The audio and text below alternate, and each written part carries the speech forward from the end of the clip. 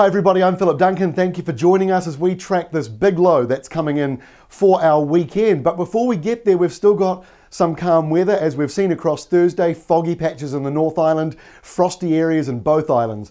So as we head in towards Friday, same sort of stuff. Fog and frost patches around the North Island, but in the South Island, a different set of weather. You've got all this heavy rain moving in, and these symbols here indicate a windy northerly quarter flow. As you can see, it's northeast for some, northwest for others. But the North Island, you've got another foggy start, so if you're travelling on Friday morning, by air especially, just be aware there might be a bit of fog around.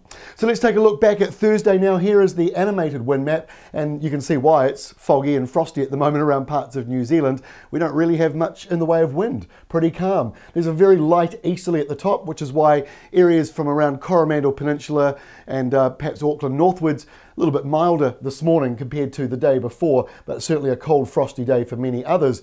Waiting in the wings though, there's the nor'wester, and that starts to arrive on Friday as we just mentioned. So there's that rain we just saw on those infographics. And by the way, those infographics, we have 3-day ones of them. So if you've seen the sort of severe weather outlook from Met Service, match it up with our ones and it kind of makes sense to where exactly the worst of the weather might be. So it's a useful tool, those infographics on the Weather Watch homepage and also on our app.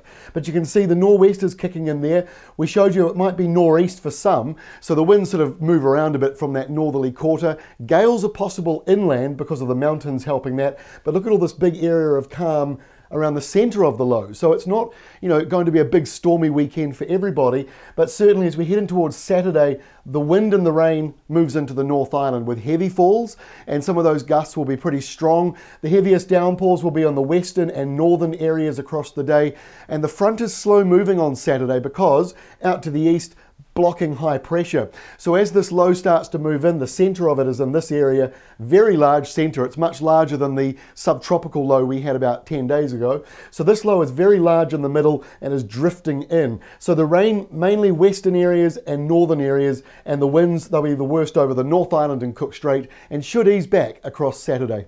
Finally to Sunday, and you've got these lighter northwesterlies, showers in the mix there, and dry spells as well. And there's plenty of dry, maybe sunny spells even around parts of the South Island as that centre of the system comes in. But it's a messy day on Sunday. I think you can see that. There's a mixture of showers and dry spells, maybe some lingering rain setting in, around these eastern areas here, and there could be fairly frequent showers coming in a bit later on into the day, because by the time we get to Monday, we're on the back edge of it all. It's southwesterlies or southerlies or southeasterlies for everybody really. That southerly quarter kicking in.